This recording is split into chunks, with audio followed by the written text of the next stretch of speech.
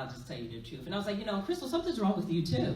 So like, would you please go find somebody so we can talk to?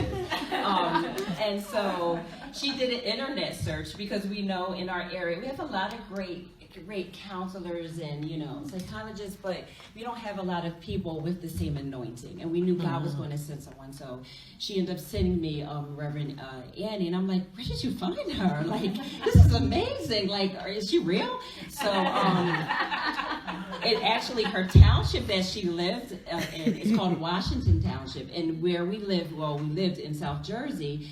It's actually like 30 minutes from us, 20 minutes. So I was like, oh my goodness, this is great. Like, I'm just going to go to her house and all of that. And we ended up finding out she's like 2 hours away. So I'm like, oh my gosh. So I was like, okay, God, if this is who you send, we're going to go, no matter what the sacrifice. You said that there's a cost, so we're going. So, I took the drive up after managing and getting people to watch the kids and all of that. And so I sat there, and this was awkward. For me, I usually have people come to me and talking to me and pour out to me. So it was, and she just said, she's like, what would you, very sweetly on that, what would you like to talk about, Jessica? So I was like, I don't know. She's like, well, let's pray. Like 30 seconds into the prayer, I'm like weeping. I'm like, what is going on? Like, I was like, I told myself I wasn't going to cry the first time. But it's amazing, her anointing and her spirit.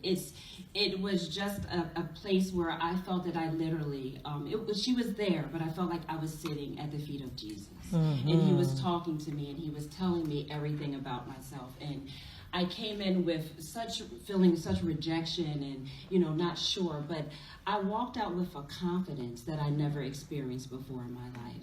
And from that point on, anytime, usually if someone asks me, I'm like, oh, I'm not called to do this, I'm not called to do that. But that day, God said, I've been with you the whole entire time. And I will never leave you. I never forsake you. I chose you. And this the word she began to speak back to me and started to talk to me. I realized she cared, but it was evidence that God cared, that God loved me. And she's truly lets herself to be used by the Father.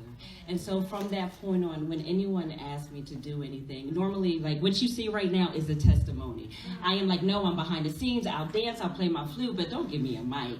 Now I'm grabbing the mic and I'm like, you know what? Who cares what anyone thinks, because my Father is standing right next to me and he affirms me and he says, and he calls me his own. So from that point on, it's been such deliverance. And yes, there's times fear comes in and there's challenge, but all God asked me to do was to say yes. So from that point on, and that's my testimony of just the beautiful ministry that she has and just that place in my life, so much to the point that I was like, oh no, we have to offer this to everybody. I brought my niece, I brought my best friend, I brought my little sister with me. I'm like, no, everybody has to experience this ministry. So just know that you will be blessed. And Sister Crystal, she'll come a little bit later on the second half, and she'll share some of her testimony as well. But know that you're in for a treat. So I'll read a little